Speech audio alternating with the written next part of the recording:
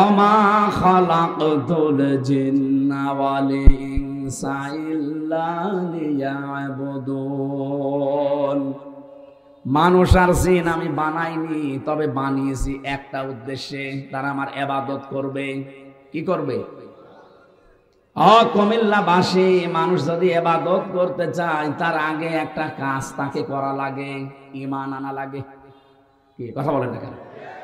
আমরা এখানে যারা আছি বলেন তো, আমরা কি ঈমান এনেছি না ঈমান পেয়েছি?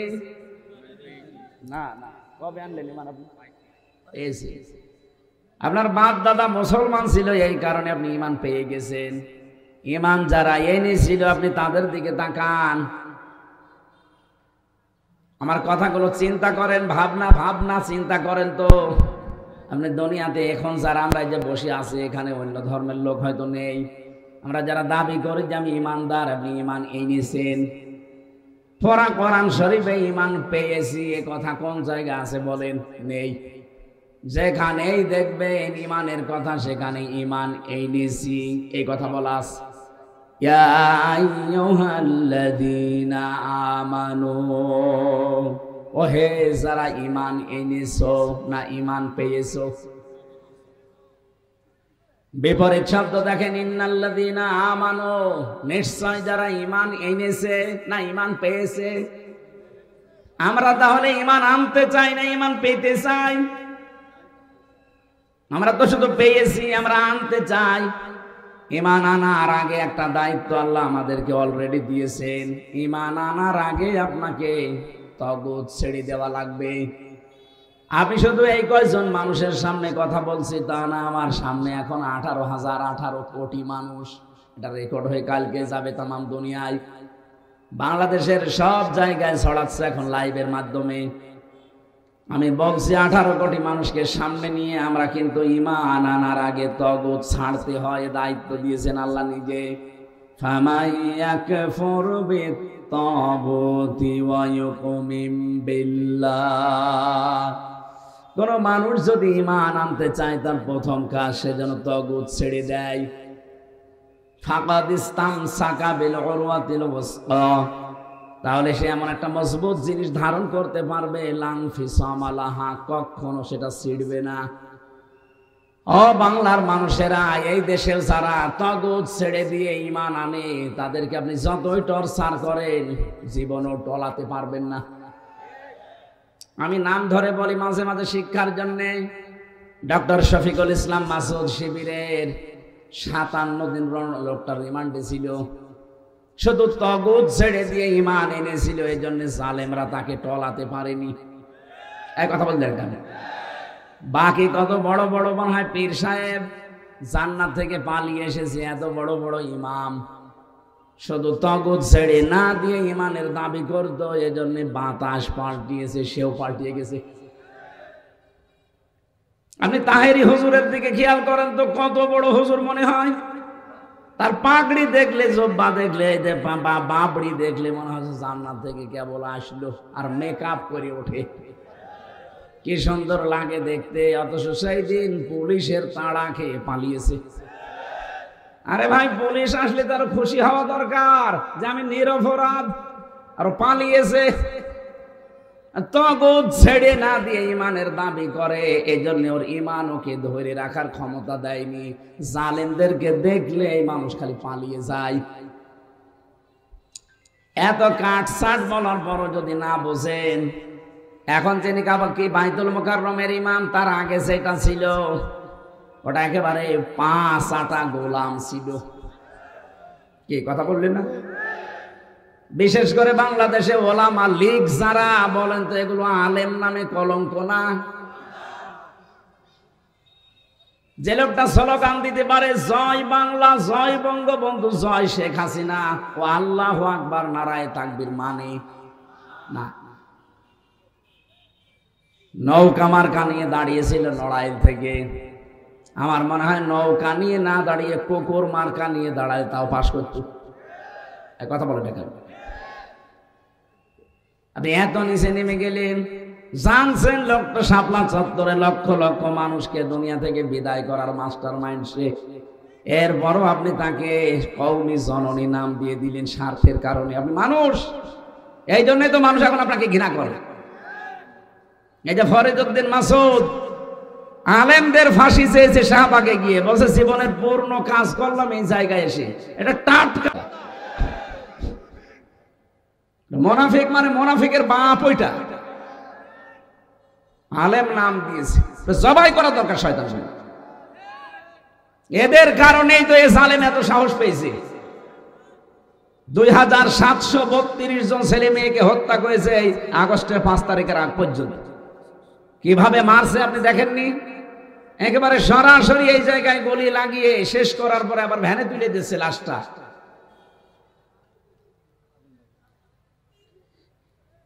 এই বিষয়গুলো মানুষ ভুলে যায় কি করে? আমার আশ্চর্য লাগে। আপনার নিজের ছেলে হলে আপনি ভুলতে পারতেন? আয়না ঘর বানিয়েছিল জালেমরা, আমি তো তাও মিনিটাই ছিলাম 10 দিন। কি যে কষ্ট দেয় এর ভেতরে, বিগটাই তো আরো বেশি।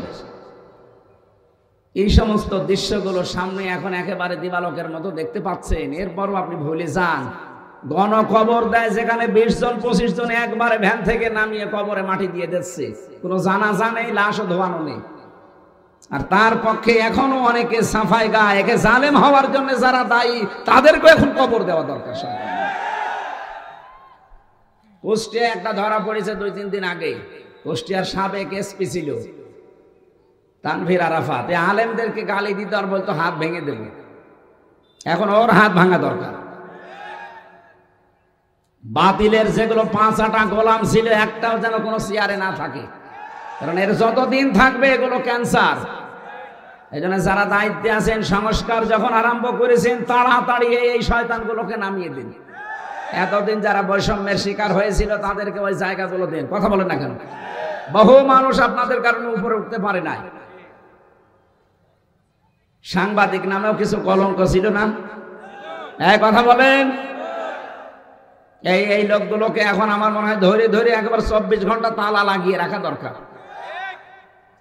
ফাঁসির ওই কন্ডেম সেলের ভেতরে দেখেছি, ওই আয়না ঘরের ভেতরে কিছু মানুষকে এমনি রাখার পর আবার পায়ে তালা লাগিয়ে দেয় শিকল দিয়ে। এরকম ওদের 5 বছর 7 বছর 14 বছর যদি একাধারে রাখা যায়, ও তখন টের পাবে যে জুলুমের কি স্বাদ। এই জন্য যারা জালেম জুলুম করেছেন, আপনাকে আল্লাহ আর হেদায়েত দেবে না। আল্লাহু লা ইয়াহদিল কওমা যালিমিন। ইহদি এটা মুজারে, বর্তমান ভবিষ্যৎ, প্রেজেন্ট ফিউচার। জালেমদের আল্লাহ হেদায়েত দিচ্ছে না, দেবেও না। আমরা যারা আছি সামনে, এরা যদি আবার চেয়ার পেয়ে অনেকে মনে করে আমি আবার শুরু করব। কুষ্টিয়ার হানিফের বাড়ি কি হয়েছে আপনি দেখেননি? পায়খানার প্যানও খুলে নিয়ে চলে গেছে। আপনাদের তসুলের বাড়ি দেখেননি? তসুল না তাসুল, আয়না ঘর লিখে রেখেছে বাড়ির সামনে। আপনারা যারা দুনিয়াতে এখন ওই কাজ করবেন সামনে ক্ষমতা পেয়ে, যে আমিও শুরু করব, 5 বছর পরে আপনার বাড়িও টয়লেট হয়ে যাবে। আমি কাটছাট বললাম, এখন আপনি কি করবেন সামনে সিদ্ধান্ত নিয়ে করবেন। অনেকে দেখছি চাঁদাবাজির নাম আসতেছে, প্রতিরোধ গড়ে তোলা লাগবে। কিসের চাঁদাবাজি হবে? বাংলাদেশ স্বাধীন এখন, কিসের চাঁদাবাজি? যারা করবে দলমত দেখানে কিনে ওখানে ওই জায়গায় চিন্তা কবর দিয়ে দেবে। 1টা 2টা এরকম শুরু করেন, চাঁদাবাজ এমনি বন্ধ হয়ে যাবে। বাবার টাকা এসে বলছে বড় ভাই মিষ্টি খাবে, তোর মিষ্টি খাওয়া তোর বাবা মা নেই, আর মিষ্টি খেতে কয় টাকা লাগে? 25 টাকা।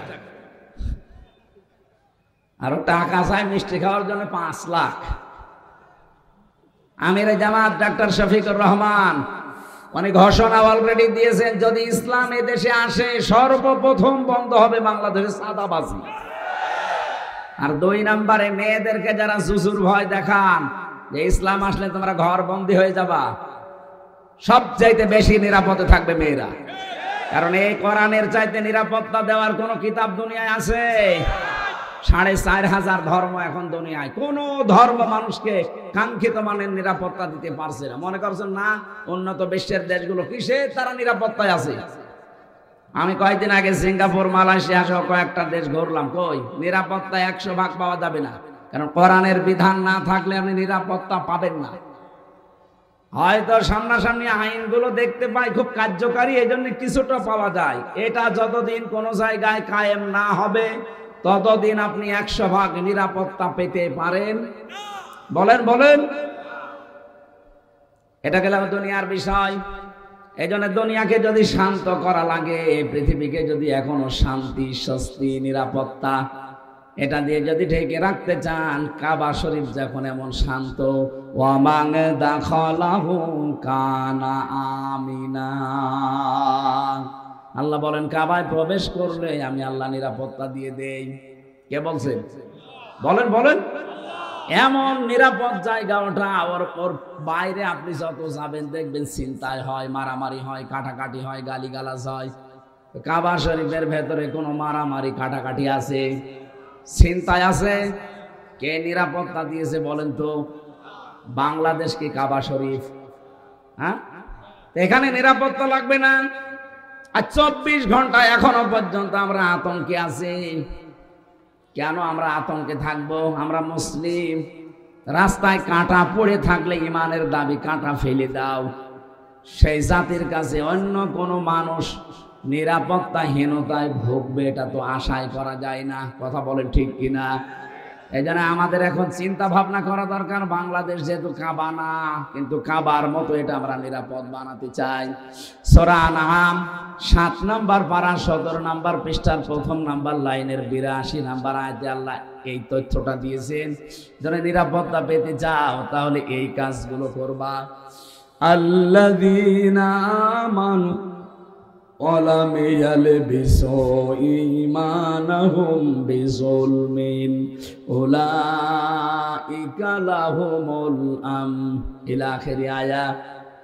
আল্লাহ পাক বলেন যারা ঈমান আনবে আর ঈমানের সাথে শিরিক মিশ্রণ করবে না, জুলুমকে মেশাবে না, আমি আল্লাহ পাক এই দুইটা কাজের কারণে তাদেরকে নিরাপত্তার হকদার বানিয়ে দেব।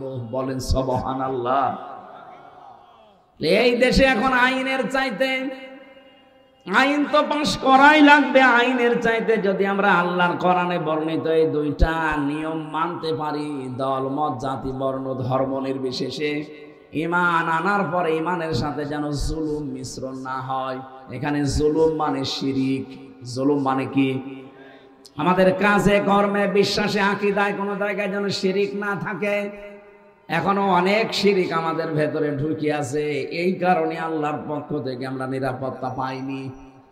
আয়াতের মাঝের কথা কিন্তু উলাইকা লাহুমুল আমন। আল্লাহ যেন এই হাত দিয়ে এভাবে দেখিয়েছেন এই বাংলার মানুষগুলো। কোরআনে কারীম যেখানে থাকবে সেই জায়গার জন্য ইঙ্গিত। এই মানুষগুলো উলাইকা লাহুমুল আমন, এরাই নিরাপত্তার হকদার। এ কথা কার? আল্লাহর কথা মিথ্যা হতে পারে? তাহলে আমাদের বিশ্বাসে যাদের শিরিক আছে আপনি এখনই তওবা করবেন। বিশ্বাসের শিরিক মানে আল্লাহ যেটা পারে ওটা অন্য কেউ পারে, বিশ্বাস করার নাম শিরিক। কথা বলেন না কেন? আল্লাহ যেটা পারে ওটা অন্য কেউ পারে, এ বিশ্বাস করার নাম কি? আরো জোরে বলেন তো। ক্ষমতায় দিতে পারে কে? এটা যদি কেউ বলে না জনগণ ক্ষমতার উৎস, ও কিন্তু শিরিক করছে। আর শিরিক করলে সে লোকটা মুশরিক, আর মুশরিক হলে তার বিনা হিসাবে জাহান্নাম। বাংলাদেশে এই বিশ্বাসের মানুষ নেই। কারা আছেন হাত তোলেন তো। এই দেখেন, আন্দাজে শোনেন আপনি। না না, ঠিক হয় না এভাবে শোনায়। এরকম ছাত্র আমার লাগবে না। আপনি অ্যাক্টিভ ভাবে শুনবেন। তো এনে তো হাত তোলেনি, বুঝে বুঝে শুনতেছে না। আপনি 5 মিনিট কথা শোনেন, চিন্তা ভাবনা নিয়ে শোনেন আমি কি বলতে চাই। আমি তো গতানুগতিক বাবা কি করেছে দাদা কি করেছে বলছি না। কোরআনে কারীম থেকে একেবারে নিরেট তথ্য যেটা ওইটা তুলে আনছি। এই দেশে হাজারো মানুষের ভেতরে শিরিক আছে, যে ক্ষমতায় মনে হয় জনগণ দিতে পারে। আছে না? এ বিশ্বাস পাল্টাতে হবে, নয়তো আপনার নামাজ রোজা হজ যাকাত সব মাঠে মারা যাচ্ছে।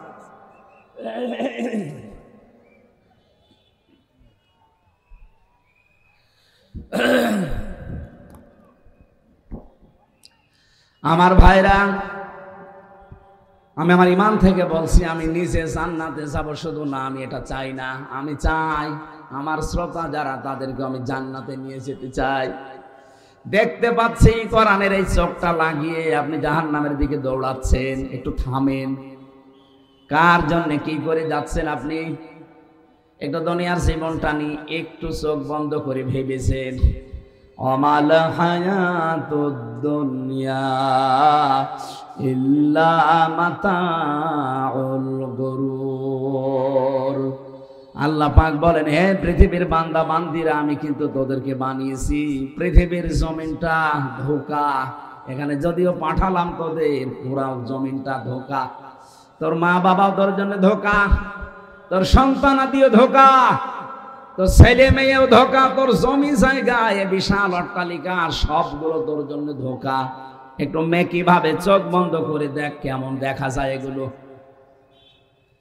এটা আমি বলছি আমার নিজের কথা। আমার পূর্বপুরুষ তিনটার স্তরের পরে আমি আর চিনি না। আমার বাবা রিয়াজউদ্দিন, তার বাবা জাহান আলী, তার বাবা নমাজ আলী, এরপরে আমি আর চিনি না। অথচ নমাজ আলী মাত্র 62 বছর আগে মারা গেছে। এই লোকটার বাবা যদি এখন এসে আমারে বলে, কুষ্টিয়ার এই 2 তলা বাড়ি আমার, এই ভিটা আমার, ওর দাঁত মুখ খুলে ফেলবো না বলেন? যে ভণ্ডামি করার জায়গা পান না। আমি তো নমাজ আলীকে চিনি না। আপনি কোথাকার কে? কারণ আমি তারে দেখিনি। আমি নমাজ আলী পর্যন্ত ছোটবেলায় একটু দেখেছিলাম, ওনার বাবাকে তো আমি আর দেখিনি। এখন উনি যদি এখন কুষ্টিয়ায় এসে পরিচয় দেয় যে আমি নমাজ আলীর বাবা, আমার গোষ্ঠীর কেউ তাকে চিনবে? কথা বলে না কেন? চিনবে যারা, তারাও কবরে চলে গেছে। মাত্র 62 বছর আগে বিদায় নেওয়া মানুষ ফিরে আসলে যদি তার নিজের বাড়িতে উঠতে না পারে, আপনি 50 বছর পরে বাংলাদেশে আবার ফিরে আসেন, কুমিল্লা লাকসামে নরপাটি বলেন যে 4 তলা বাড়ি আমার ছিল, ওখানে যারা বাস করবে 50 বছর পরে আপনাকে ঢুকতেও দেবে না। এইটা দুনিয়া, এটা কি? সুতরাং এর পেছনে থেকে আমার বিশাল জীবন কিন্তু সামনে, যার শুরু হয়ে গেলে আর শেষ হবে না। আমি পরিবর্তনের কথা বলছি, অবশ্যই আপনি পাল্টাবেন। আল্লাহ আমাদেরকে এই ধোঁকাটা বোঝার তৌফিক দিন, বলেন আমিন। এবার যেটা শোনাচ্ছি কোরআনে কারীম থেকে, এটা আরো মারাত্মক। আল্লাহ পাক বলেন, এই জীবনের পরে যে জীবনটা শুরু হবে, ওয়ালা ইয়াসআলু হামিমুন হামিমা, কোন অন্তরঙ্গ বন্ধু, হামিম মানে অন্তরঙ্গ বন্ধু, যার কাছে সবকিছু বলা যায়, এরকম কোন বন্ধু বন্ধুর পরিচয় দেবে না। ইউবাসসারুনাহুম ইয়াবাদুল মুজরিমু লাউ ইয়াফতাদি মিন আযাবি ইয়াউমিযিন বিবানি। কিয়ামতের ওই কঠিন ময়দান আল্লাহ যখন আরম্ভ করবেন, 50,000 বছর, এই যে এখানে আছে 50 আলফা সানা মিম্মা তাউদ্দুন, যেভাবে তোমরা গণনা করো 1 2 3 4 5 করে, কিয়ামতে একটা দিন হবে এরকম 50,000 বছর লম্বা। ওই দিনে মানুষ দাঁড়িয়ে থাকবে, মাথার 1 হাত উপরে সূর্যটা এসে টকবক করে মগজগুলো পড়বে। এটা শুধু শোনার জন্য না, শুনে একটু নিজেকে ওই জায়গায় দাঁড় করান তো, কত কঠিন পরিস্থিতি আমার সামনে। মাটি পুড়িয়ে তামা হয়ে যাবে, একটাই মাত্র আওয়াজ থাকবে পুরা ময়দানে, পানি চাই। কি চাই? আপনি মনে করেন আমি ওই ময়দানে আছি, আল্লাহ পাক এবার নিজে দাঁড়াবেন বিচার করার জন্য। হঠাৎ আমাকে ডাক দিয়ে যদি বলে যে 60 বছর 70 বছরের একটা জীবন দিলাম, কি কি করলি আমার সাথে বল। আপনি নিজের দিকে তাকিয়ে বলেন তো, যা করেছেন জবাব দেওয়ার মতো কায়দা আছে? এমন এমন গুনাহ আমাদের জীবনে আছে যেটা আমার মায়ের বাবার কাছেও বন্ধুর কাছেও বলা যায় না। এরকম গুনাহ নেই? ওটা আপনি আল্লাহর সামনে বলবেন কি করে? এই জন্য এখন থেকে পাল্টাবেন, যেটা বলা যায় এরকম গুনাহ করব, যেটা বলা যায় না এরকম গুনাহ আমি আর করব না। তাহলে এই মাহফিলে আসা সাকসেস হবে। এই যে মোবাইলের মাধ্যমে যারা অপরাধ করেন, গুনাহ করেন, এই মুহূর্ত থেকে তওবা করে ফেলেন। এখানে যদি এমন কোন দৃশ্য থাকে যেটা নিজে দেখলে ভালো লাগে, অন্য কেউ দেখলে লজ্জা পান, এই মুহূর্তটা ডিলিট করে ফেলেন। কারা কারা এরকম অবৈধ জিনিস ডিলিট করে ফেলবেন? হাত তোলেন তো। দাঁড়িয়ে আলা মানুষ, আপনার মোবাইলে কি আছে? মুরব্বী মানুষ আপনি, হ্যাঁ? আপনার মোবাইলে কি অলঙ্ক নাচ আছে? আপনার হাত তোলার দরকার কি? যুবক মানুষ যারা, তাদেরকে বলছে উল্টা পাল্টা নাচ যারা দেখো, যেটা সামনে সামনে দেখলে ভালো লাগে, কেউ দেখে ফেললে লজ্জা লাগে, এমন জিনিস নেই? হ্যাঁ, কথা বলেন না কেন? এইগুলো ডিলিট করবেন তো? হ্যাঁ, এই মাহফিল সাকসেস ইনশাআল্লাহ। আর যদি এখান থেকে যাওয়ার পরে বাবা শাহজালাল সব হালাল, এ মাহফিল বছরে একদিন না প্রতিদিন দিলেও কিচ্ছু হবে না আপনার। আমার ভাইরা, বিষয়টা আজকে কোরআনে যে আয়াতগুলো পড়েছি এর আসল সাবজেক্ট হচ্ছে কি? মুক্তিপণ। মানুষ বিপদে পড়লে মুক্তিপণ দিয়ে বাঁচতে চায়। আল্লাহ বলেন এরকম কঠিন বিপদ যখন ঘিরে ধরবে তখন মুক্তিপণ দিতে চাইবে। একটু বাতাস দেন তো। মুক্তিপণ দিতে চাইবে আল্লাহর কাছে। প্রথম নম্বরে আল্লাহ জানিয়েছেন ইয়াউমাইদিন বিবানি, তার সন্তানকে বলবে আল্লাহ দিয়ে দিলাম। সন্তানের কথা প্রথম দিলেন কেন? আমি দেখেছি এই জেলখানায় 3টা বছরে আমার সন্তানের প্রতি বেশি মায়া বেড়েছে। মা বাবা স্ত্রীর চাইতেও বেশি মায়া আমার ওই ছোট মেয়েটার প্রতি হয়ে গিয়েছিল, কারণ তাকে দেখি নাই। সন্তান পর্যন্ত কিয়ামতে বলবে আল্লাহ এটাও দিয়ে দিলাম। আমার ওই ফারিহার দিকে মাঝে মাঝে ও তো এমনিতেই সুন্দর, খুব দেখলে আমার মন জড়িয়ে যায়। আর এই আয়াতটা পড়লে আমার মনে হয় আল্লাহ কিয়ামতে ফারিহাকেও তোমাকে আমি দিয়ে দিতে চাইবো।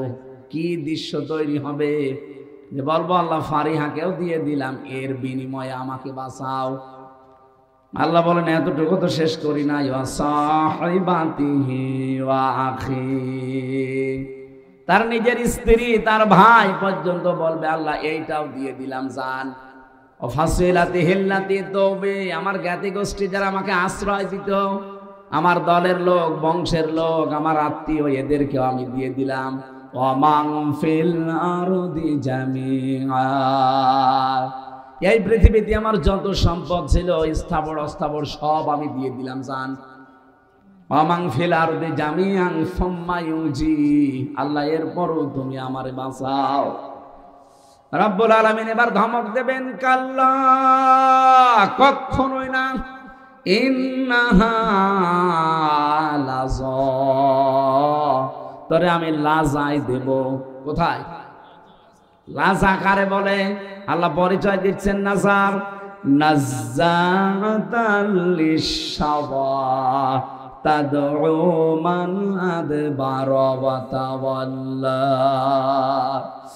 এই লাজা নামক একটা জাহান্নামের নাম। এটা এত কঠিন এবং ভয়ঙ্কর, এ ঘরের ভেতরে ঢুকলেই মানুষের চামড়া আগে খসে যাবে। কুমিল্লাবাসী, এটা কিন্তু আমার আপনার সবার জন্য আমার মনে হয় অপেক্ষা করছে। কিয়ামতের ওই কঠিন ময়দানে লাজায় আল্লাহ যখন ফেলবে, আগে চামড়া খসে যাবে শরীর থেকে। পৃথিবীতে কোনো কঠিন ঘর আমি নাম শুনিনি যেখানে ঢুকলে চামড়া খসে যায় না, নেই। আল্লাহ বলেন এই ঘরটা এরকম বানিয়েছি, শুধু ঢুকতে দেরি, আগে চামড়া পুরাটা খসে চলে যাবে।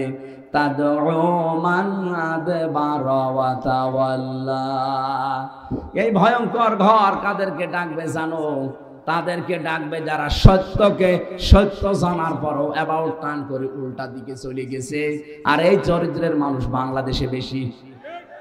চোখে আঙ্গুল দিয়ে এদেরকে সত্যটা দেখানো হয়, এরপরেও যেন অ্যাবাউট টার্ন করে চলে যায়।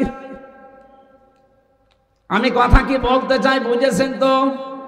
সত্যকে সত্য জানার পরও যারা মানতে চায় না, তাদের জন্য এই লাজা।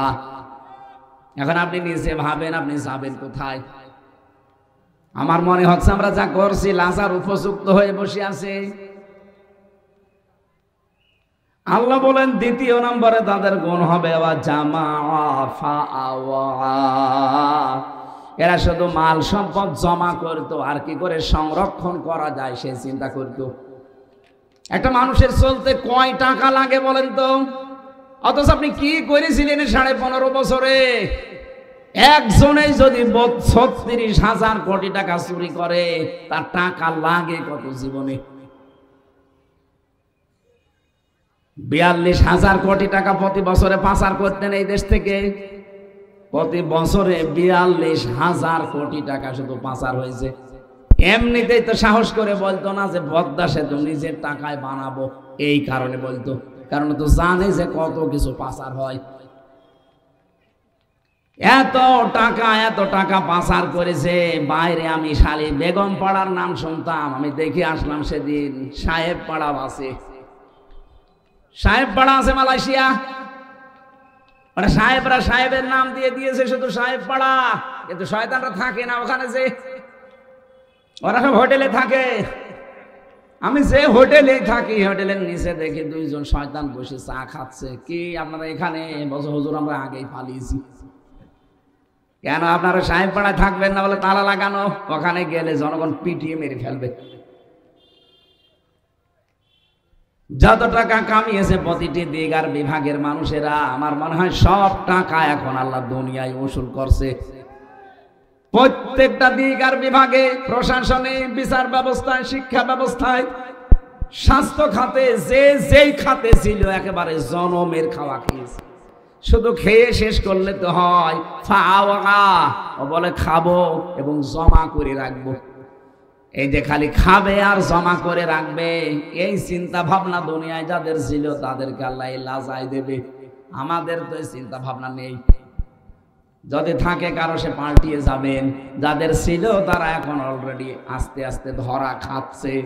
দুনিয়ায় যদি এভাবে ধরা খেয়ে অপমান হয়, আপনি দেখছেন না কিভাবে অপমান হচ্ছে মন্ত্রী লেভেলের লোক। ইনু ডিম মেরেছে, পচা ডিম। কালামানিকের মতো মানুষ কলা পাতা শুয়েছিল, ওর বিছিয়ে উড়ে গেছে। আল্লাহর কি অপমান করবে? এটা তো দুনিয়ার বিষয় গেল। আরে ভাই, জেলে গেলেই মানুষ অপমান হয় তা না, কয় আমি জেলে ছিলাম না। কত মানুষকে দেখতাম প্রিজন ভ্যানের পেছনে দৌড়াচ্ছে আর কান্নাকাটি করছে, বলছে হুজুর আমরা জানি আপনারা নিরপরাধ, কোনো চিন্তা করবেন না, জালেমরা টিকবে না। আর এদের এখন নিয়ে যাচ্ছে মানুষ। গালি কি? আমি তো ওই বাংলা গালি জানি না, একেবারে বাংলা ইংরেজি মিলিয়ে যত রকমের গালি আছে সব কোঠের বারান্দায় দিচ্ছে। সহ্য করতে অনেকে না পেরে পচা ডিম মারছে। অথচ কয়েকদিন আগে ওর নাম ছিল মন্ত্রী হাসানুল হক ইনু, ছিল না? আমার ভাইরা, জন্য এই চরিত্রগুলো যাদের আছে তাদের কিন্তু সামনে এই দিন লাজায় আল্লাহ দিয়ে দেবে। ওরা মুক্তিপণ হিসাবে নিজের ছেলে মেয়ে, বউ, ভাই, জ্ঞাতি গোষ্ঠী, দলের লোক, দুনিয়ার সব সম্পদ দিয়েও বাঁচার চেষ্টা চালাবে। শেষ পর্যন্ত আল্লাহ রাগান্বিত হয়ে বলবেন কাল্লা, কখনো না, ইন্নাহা লাযা, তোরে আমি লাজাই দেব। কি বর্ণনা দিলাম লাজার, আপনি কি শুধু শুনলেন? একটু ভাবেন তো, এ কঠিন জায়গায় যদি আমারে আপনারে যাওয়া লাগে, গেলে আগে চামড়া খসে যাবে। রিমান্ডে আমাদেরকে কিছু জিনিস দেখিয়েছিল, ম্যাশিং পত্র, যেগুলো দিয়ে আমরা শুধু নখ তুলে ফেলি, চামড়া তুলি, এবার আঁচড় দিলে চামড়া উঠে যায়। কিন্তু আমি দেখিনি যে তুলেছে কিভাবে। নখ তোলার জিনিসগুলো আমি দেখেছি, পায়ের নখ, হাতের নখ তুলে নিচ্ছে। দিনের বেলা যাদের রিমান্ডে নিয়ে এগুলো তুলতো, রাতের বেলা দিত পাশের রুমে, চিৎকার করে করে তারা এমন বিকট কান্না দিত, মানে এই যে নখটা আর পায়ের নখ তুলে ফেললে কি কি যন্ত্রণা। এরপর আবার লবণ দিয়ে দেয়। কত কঠিন চিৎকার করতো, সারা রাত ধরে 2-3 জন মিলে পিটায়। তাও যেখানে যেখানে ওরা দিনের বেলা আঘাত করে, রাতে আর এক দল এসে ওই জায়গাগুলোতে মারে। আমি দেলাওয়ার ভাইকে দেখেছিলাম, যে লোকটা রিমান্ডে নিয়েছিল, আসাদুজ্জামান, এই শয়তান, মাঝে মাঝে মারে বলতো যে দেলাওয়ারকে আমরা ফুটবলের মতো পিটিয়েছি। ফুটবল যেভাবে 4-5 জন মেরে লাথি দেয়, ওইভাবে ওরে মাঝখানে নিয়ে 5-6 জন মেরে শুধু লাথি দিয়েছি। কেন হয়েছে তো মাঝে মাঝে, তখন আবার ওই যে ইনজেকশন দিতাম যেন অন্তত নড়ে ওঠে।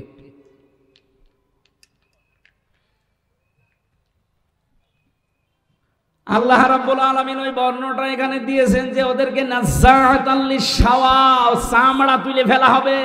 খালি ঢুকতে দেরি ঘরে। যারা 15.5 বছরে জুলুম, অত্যাচার, নির্যাতনের একেবারে শেষ পর্যায়ে চলে গিয়েছেন, আপনার কি হবে আপনি বলেন তো?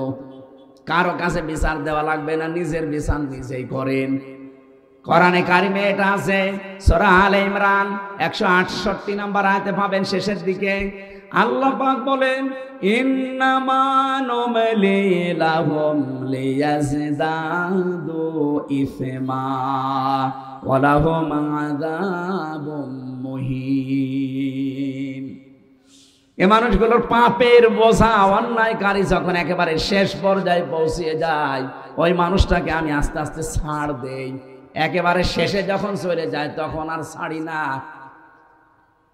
ছাড় দিয়েছিলাম কিন্তু ছেড়ে আর দেই না। ওয়ালাহুম আযাবুম মুহিন দেওয়া আছে আয়াতের শেষে। মুহিন মানে অপমানজনক শাস্তি। ওরে এত বেশি অপমান দুনিয়া আখেরাতে করব, দুনিয়াটা দেখে মানুষ আটকে উঠবে, আর আখেরাতেরটা তো দেখতে পাবে না, শুনলেই মানুষ কষ্ট পাবে। সেই কষ্টের কথা এটা। আমরা যারা এরকম পর্যায়ে পৌঁছে গেছি, আপনি শুধু এখন মাপ পেতে পারেন। এই 15.5 বছর যার কাছে জুলুম অত্যাচার করেছিলেন তার কাছে যাবেন, তার ক্ষতি করেছেন তার ক্ষতিপূরণ দেবেন। আপনার কারণে অনেক মানুষ ছেলে হারিয়েছে, মেয়ে হারিয়েছে, স্বামী হারিয়েছে। কথা বলছেন না? আপনার মিথ্যা মামলার কারণে, মিথ্যা সাক্ষী দেওয়ার কারণে অনেকের 8-10 বছর বিনা কারণে জেল খাটালি গেছে। আমার জীবনও 3টা বছর নষ্ট করে দিলেন, অথচ এখন প্রমাণ হয়েছে আদালত কর্তৃক যে আমি নির্দোষ, আমার কোনো দোষ নেই। নির্দোষ মানুষের উপরে রিমান্ডে নিয়ে 3টা বছর ফাঁসির তাও কন্ডেম ছেলে রেখেছিলেন বিনা কারণে। আপনি নিজেই মাঝে মাঝে এসে বলতো যে আপনার কোনো দোষ নেই, আমরা জানি। কিন্তু জামাত ইসলামের বিরুদ্ধে, আকিজ গ্রুপের বিরুদ্ধে এই মিথ্যা কথাগুলো বলা লাগবে। যদি না বলেন আপনার বউ তুলে নিয়ে আসবো। কি পরীক্ষায় ফেলেছিলেন আমারে বলেন তো? ওই সময় আমার ম্যাডামের মাত্র 7 মাস একটা বাচ্চার বয়স। সে সময় যদি বলে আপনার বউ তুলে নিয়ে আনবো, অথচ আমার তো বাইরের কেউ জানে না যে আমি বেঁচে আছি কিনা, মাটির নিচে ছিলাম। এ কঠিন পরিস্থিতিতে আমার হাত বাঁধা, চোখ বাঁধা, আবার মাজার সাথে দড়ি লাগিয়ে টাঙিয়ে রেখেছি 11 ঘন্টা। আমি কি বলবো? ওই সময় বাধ্য হয়ে বললাম যা করবেন করেন। এখন কোথায় ওই শয়তানগুলো? সেদিন মামলার আয়ু আমারে কল দিয়েছে, বলছো হুজুর জীবনে সব শেষ হয়ে গেল, আপনি আমারে মাফ করে দিয়েন। মাফ করে দেব, আগে টাকা ফেরত দেন। আমাকে ধরার পর থেকে আমার বাবার কাছ থেকে 10 লাখ টাকা নিয়েছে, বলছে যে 50টা মামলা দেব টাকা না দিলে। বাবা তো গ্রাম্য মানুষ, শেষে বেঁচে এদিকে ওদিকে ধার ধর করে সব দিয়ে দিয়েছে শয়তানদের। 3টা বছরে প্রায় 30 থেকে 32 লাখ টাকা আমার জীবন থেকে নিলেন। আগে টাকাগুলো ফেরত দেন, এরপরে বলেন মাফ করে দিলাম। শুধু আমি হামজা না, এদেশের হাজার হাজার হামজা এরকম ভিকটিম আছে। এক কথা বলুন, আপনার এই লাকসামে ওই শয়তানটার কারণে কত মানুষ উপরের চেয়ারে উঠতে পারে নাই, কত মানুষ বাড়িতে থাকতে পারে নাই। গুম হয়ে গেছে 2 জন। কি জবাব দেবেন আপনি? আর আপনার নামের আগে আবার আলহাজ লেখা দেখতাম। পিটিয়ে মেরে ফেলা দরকার শয়তানটা। কোথায় পালিয়েছে আল্লাহ জানে। না, নামাজ তো সামনে, আমরা আর আগিয়ে যেতে পারছি না। ইন্নাল ইনসানা খালিকা হালুয়া, এখান থেকে যদি আরো পাশে আসি, এই জায়গা থেকে শুরু করব। 21 নাম্বার, এই যে 19 নাম্বার আয়াত থেকে, এই আয়াতের এখনো 11টা পয়েন্ট ছিল। আমরা সামনে যদি কোনো জায়গায় পাই দেখবো। আসরের নামাজ তো